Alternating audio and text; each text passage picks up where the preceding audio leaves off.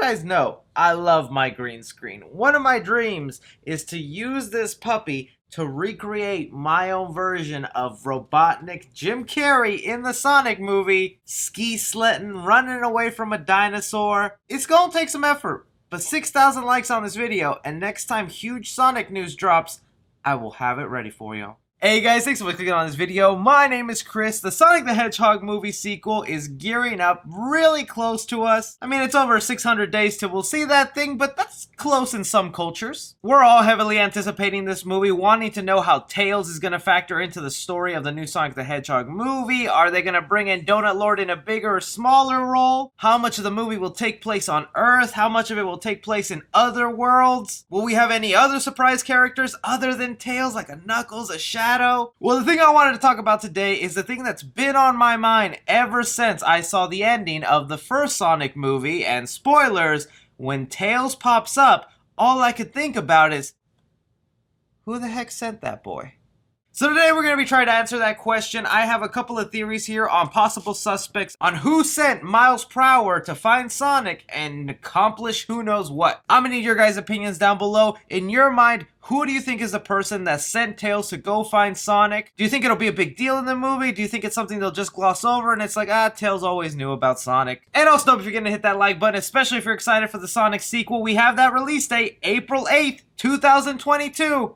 So far away. Alright, the first one I'm going to start off with is probably a long shot because there's absolutely no evidence to kind of back up that this could happen. All the other theories on this list, I tried backing up with some evidence based off what the movie gave us. But I wanted a wild card thrown in here, and I decided to throw in Sonic's parents. Now, if you're not a big fan of the Sonic lore, that's okay. Wikipedia is a thing. You can find it out there. But Sonic's parents have been a thing in the comics. There's even a lot of tragic stuff that happens specifically to his father. A quick rundown of the history of Sonic's parents. We have Jules Hedgehog and Bernadette Hedgehog, brother of renowned scientist Sir Charles Hedgehog, and father of world-famous freedom fighter hero Sonic the Hedgehog. Now, the tragic part I was talking about with Sonic's dad is that he gets kidnapped and basically experimented on, turning him into what essentially was the first metal Sonic. Now, I don't know how crazy or of a deep dive they'll take with the Sonic lore into the movie. Films all the time change material so that it fits better in their films, but the obvious thing we know is that Sonic obviously has parents. He comes from a line of hedgehogs, and we have no idea where or who they are in the universe, because all we know is that Sonic was raised by Longclaw. Somebody had to have given birth to Sonic, and maybe similar to a situation of a Superman or a Star Wars a la Luke Skywalker, they knew the power of their child, that he was not safe at wherever his home was, and was sent away to Green Hill Zone to be taken care of by Longclaw. Years later, the parents could be on the lookout wanting to find Sonic, and a man like Miles Prower, who's really good with technology and devices, is probably the best person to help them out with that. Now, like I said, that's a long shot and a wild speculation theory, but in the Sonic movie, Sonic gets very lonely and is upset about wanting to know of who he is and where he comes from. He might have his new family at Olive Garden and with Donut Lord, but he could still wonder who his biological parents are. Theory number 2, I think, is going to get a lot of people riled up in the comments section, and just hear me out. Tails could have been sent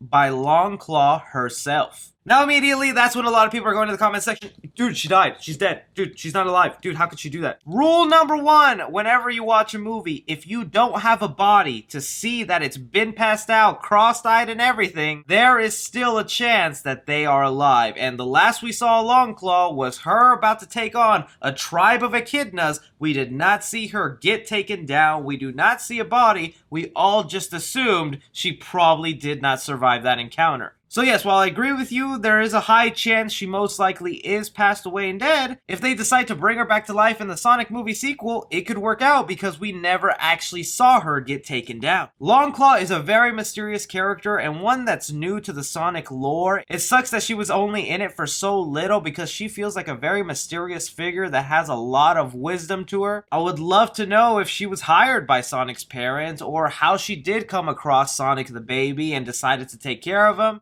knowing the responsibility of his powers, and just that thought alone right there, that if there's a big threat headed to the universe, and she knows Sonic is the only one that could probably help them out, it would make sense that she would take on maybe another apprentice, if she is this Obi-Wan, like Tails, and says, "You are powerful, Tails, but you'd be more powerful with my old adopted son, Sonic." But just really think about it. In the Sonic sequel, if we get a scene of Sonic seeing that Longclaw is alive, you're gonna tear up. You know you will. The next person who could possibly be teaming up with Tails and sending him on the adventure to go find Sonic is Knuckles. Now, it was such an incredible Easter egg when we were watching the Sonic movie and they brought in the Echidna tribe, and even though they were all covered up in their native clothing, it was cool to see their Knuckles, their red fur. It was a lot of them there. Who knows which one is Knuckles and what role he'll have to play in later movies, because you don't just tease the fact that Echidnas live in this universe and then never bring them up again. My theory on why Knuckles could be the one to have sent Tails is because I believe Knuckles was probably just as young as Sonic was when he had to leave his home and go to Earth. Knuckles might be the type of character who's an outcast in his society where he doesn't believe in going after other people,